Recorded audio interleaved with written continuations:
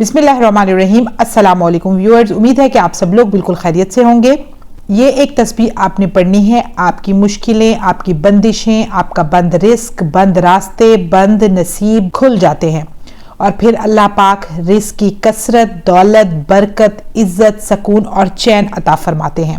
अल्लाह के नाम बहुत कीमती हैं। अल्लाह के नामों का वास्ता दे के अल्लाह पाक से मांगें तो वो क्यों नहीं अता करेंगे।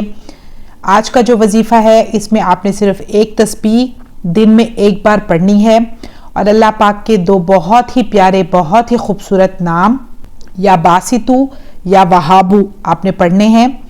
पढ़ने का तरीका निहायत आसान है। 3 बार अव्वल आखिर दरूद पाक पढ़ना है और दिन में किसी भी वक्त या बासितू या वहाबू की एक तस्बीह पढ़नी है।